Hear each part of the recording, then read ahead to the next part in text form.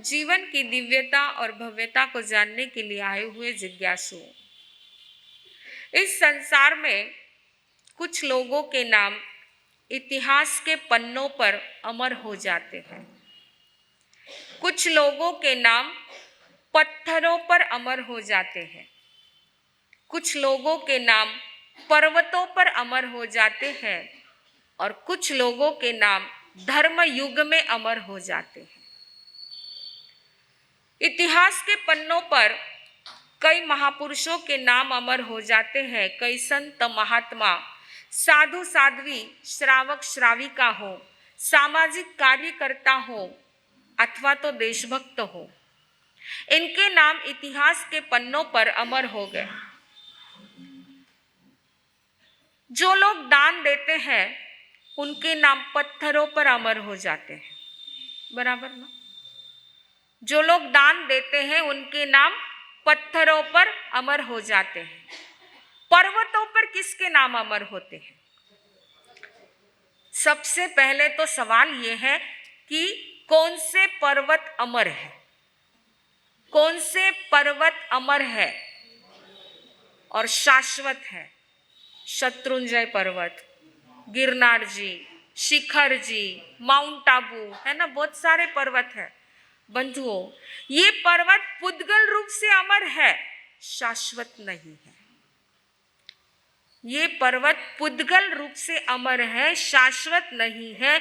शाश्वत पर्वत तो है वैताड्य पर्वत। शाश्वत पर्वत कौन सा है? वैताड्य पर्वत। शायद किसी ने नाम पहली बार सुना होगा। हमारी बहनें जानती हैं क्योंकि अभी क्लास में उन्होंने ये सब कुछ सीखा हुआ है। हमारे श्रेयश्री जी मान साहब ने आपको 6 आरे की पूरी परिक्रमा करवाई है और ये सब कुछ आपने सीखा है, तो आपको तो बहुत जल्दी से ये चीज़ समझ में आ जाएगी। भरत क्षेत्र की मर्यादा करने वाला, 2 विभागों में विभाजित करने वाला है वैताड्य पर्वत, जो पूरा सोने का बना हुआ पर्वत है। और वह पर्वत शाश्वत पर्वत है।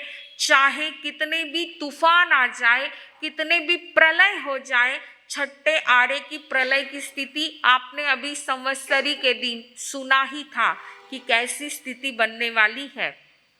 परंतु ऐसी स्थिति में भी वह वैताड्य पर्वत विचलित तक नहीं होता है, हिलता तक नहीं है। वह पर्वत शाश्वत है। ऐसे शाश्वत पर्वत के ऊपर ऋषभकूट एक कूट है, जिसके ऊपर अपने नाम को अंकित करने वाले होते हैं चक्रवर्ती। वो महापुरुष होते हैं जिनके नाम पर्वतों पर अमर हो जाते हैं। यह ऋषभकूट पर्वत, वैताड्य पर्वत के ऊपर जो ऋषभकूट है, वह पूर्णतः जामुनी रंग के सोने का बना हुआ है। पूरा कैसा है?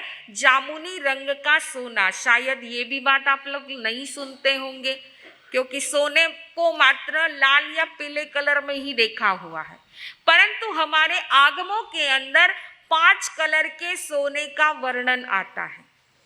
लाल कलर, पीला कलर तो है ही, सफेद सोना भी होता है, जामुनी रंग का सोना भी यानी वॉयलेट कलर का सोना भी होता है और ग्रीन कलर का भी सोना होता है। देवलोक में है, यहाँ पर नहीं, यहाँ पर नहीं है, देवलोक में है। तो ऐसे वह जामुनी रंग के सोने का ऋषभकूट पर्वत होता है, जहाँ पर चक्रवर्ती अपना नाम अंकित करते हैं।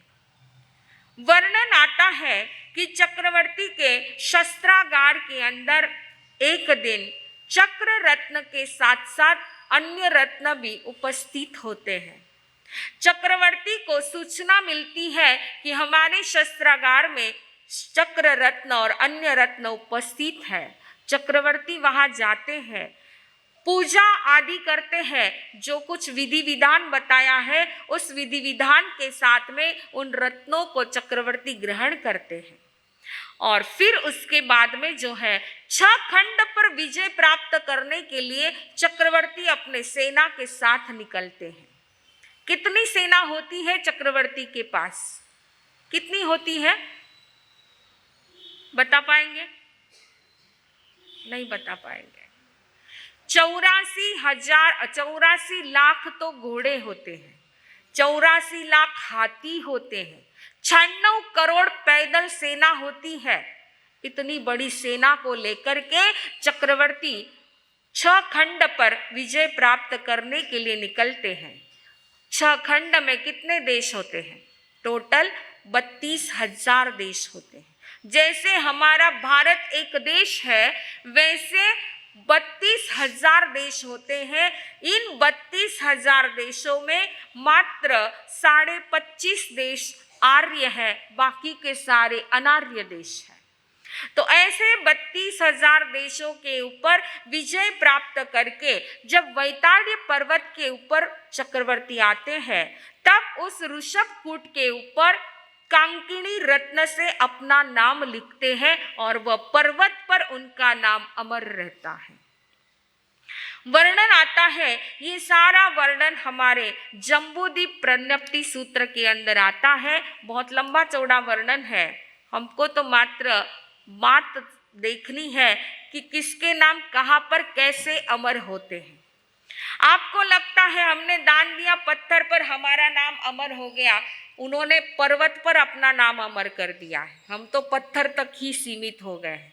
वो तो पर्वत पर नाम अमर करते हैं। और वर्णन आता है भरत चक्रवर्ती का। भरत चक्रवर्ती को 6 खंड पर विजय प्राप्त करने के लिए टोटल 60,000 वर्ष लगे। कितने वर्ष लगे? 60,000 वर्ष लगे हैं 6 खंड पर विजय प्राप्त करने के लिए। और जब भरत चक्रवर्ती वैताड्य पर्वत के ऊपर गए हैं, ऋषभकूट पर अपना नाम लिखना था, देखा तो सारा ऋषभकूट पर्वत भरा हुआ है। उनका नाम लिखने को उस पर्वत पर कहीं पर जगह नहीं थी। नाम लिखना जरूरी है, क्योंकि नियम होता है चक्रवर्ती जब 6 खंड साध के आते हैं, विजय प्राप्त करके आते हैं, तो उनको उस पर्वत पर अपना नाम लिखना जरूरी होता है, ये नियम होता है। अब भरत चक्रवर्ती सोच रहे हैं कि मैं अपना नाम लिखूं तो कहाँ लिखूं, पूरा पर्वत भरा हुआ है। आखिर क्या किया? आखिर भरत चक्रवर्ती ने एक का नाम मिटाया और फिर वहां पर खुद का नाम लिखा।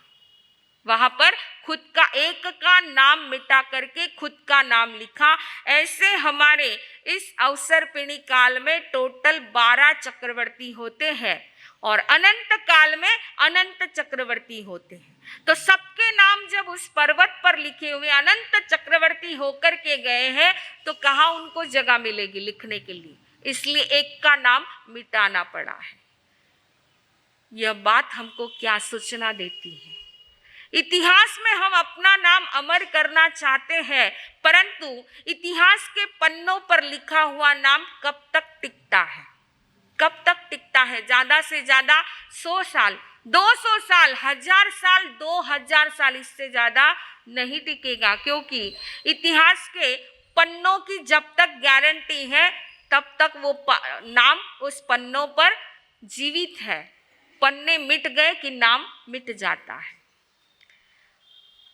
पत्थरों पर लिखे हुए नाम कब तक अमर रहते हैं?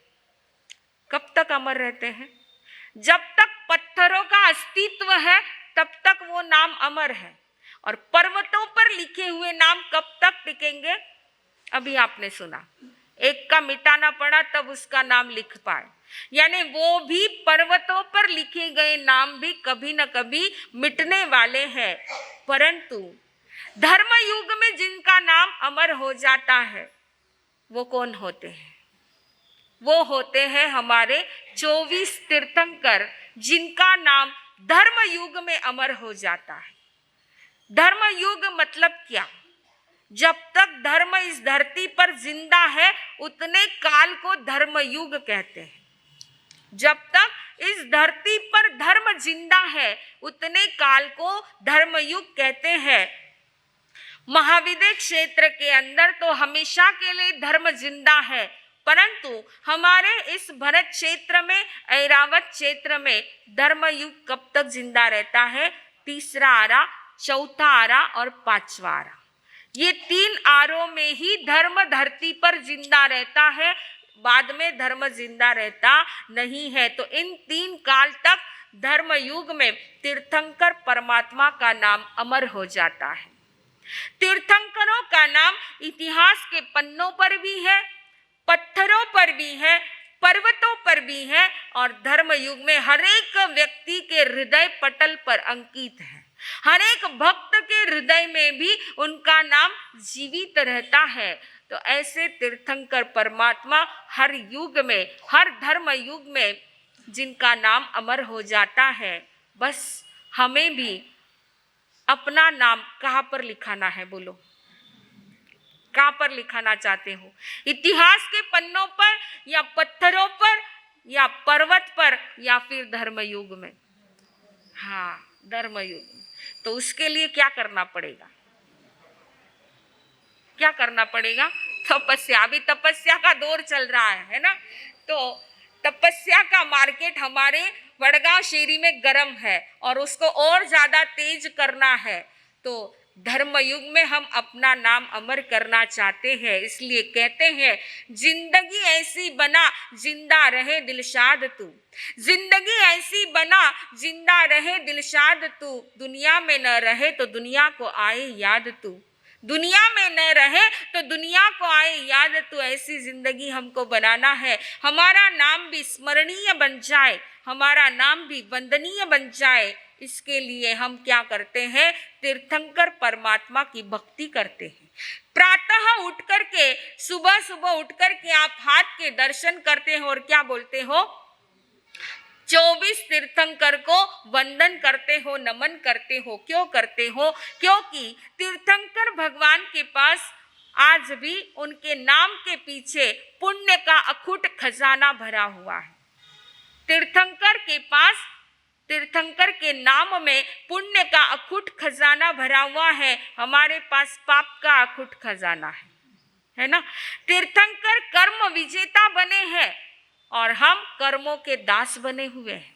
तीर्थंकर राज वैभव धन सत्ता संपत्ति कनक कामिनी के त्यागी हैं और आप भोगी हैं। तो आइए एक लक्ष्य बना ले कि हमें अपना नाम कहाँ पर अंकित करना है? धर्म युग में अपना नाम अंकित हो। इसके लिए हमें क्या करना है? तीर्थंकर भगवान का नाम स्मरण करने के साथ साथ तीर्थंकर भगवान ने जो संदेश दिया है, जो जीवन जीने का मार्ग बताया है, जो मार्गदर्शन दिया है, उस मार्ग पर हम चले, उसके ऊपर चिंतन मनन करके, वैसा आचरण करके, वैसा हम जीवन बनाए। उनके हर मार्ग के प्रति, हर मार्गदर्शन के प्रति हम श्रद्धा और भक्ति जगाएं, आस्था जगाएं और उस मार्ग का अनुसरण करें। जिस मार्ग पर अनंत तीर्थंकर चल पड़े हैं, उस मार्ग पर हम भी आगे से आगे बढ़ते रहे। श्री आचारांग सूत्र में बताया है, पणया वीरा महाविहि।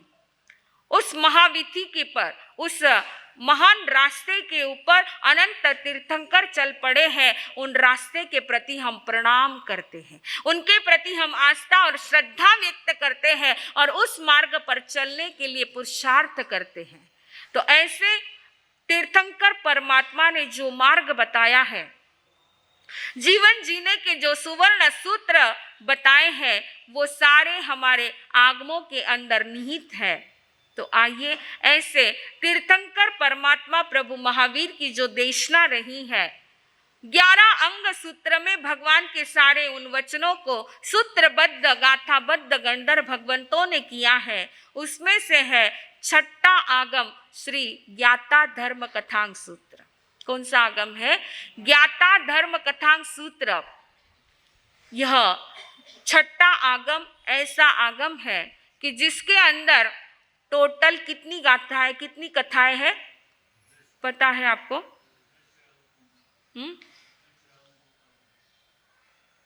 अध्ययन कितने हैं? ज्ञाता धर्म कथांग सूत्र के अंदर टोटल 19 अध्ययन है और 19 कहानियां हैं। तो आइए आज से उतनी 19 कहानियां तो पूरा हम रख पाएंगे या नहीं, परंतु कुछ कुछ विशेष घटनाएं रखने के भाव है, क्योंकि आगमों के अंदर मात्र कहानियां नहीं होती हैं, कुछ तत्व की बातें होती हैं, कुछ सिद्धांत होते हैं, कुछ कथाएं होती हैं और कुछ सूत्र होते हैं जिनके माध्यम से हमारे जीवन के लिए एक दिशा मिलती है, एक बोध मिलता है कि हमारे जीवन में इस प्रकार की परिस्थिति अगर निर्माण हो जाती है तो हमको उसमें से बाहर कैसे निकलना है, हमको अपनी आत्मा का कल्याण कैसे करना है। जिंदगी भर बहुत कुछ कर लिया, परिवार के लिए किया, संसार के लिए किया, सब कुछ बहुत कर लिया। अब समय आया है हम अपनी आत्मा के लिए कुछ करें, आत्म साधना के लिए हम कुछ करें। बाहर का बहुत हो गया है, अब भीतर में आना है और हमें अपनी आत्म साधना के लक्ष्य को लेकर आगे बढ़ना है। साधना के रास्ते आत्मा के वास्ते चल रे राही चल, चल रे राही चल, मुक्ति की मंजिल मिले, शांति के सरसिज खिले, चल रे राही चल, चल रे राही चल। ज्ञान नहीं अज्ञान था सो भटकते रहे हर जन्म, छल कपट माया में पड़कर कर रहे थे हर कर्म, राह हो कल्याण की भवहरण भगवान की, चल रे राही चल, चल रे राही चल।